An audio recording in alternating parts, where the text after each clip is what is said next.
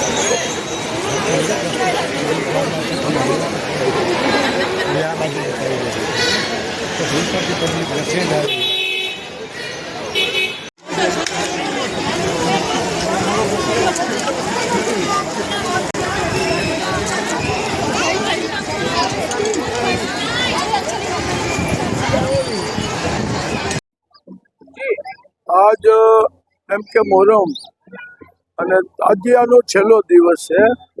આજ હુસેનનો એમ કે સેજ નીકળવામાં આવી છે।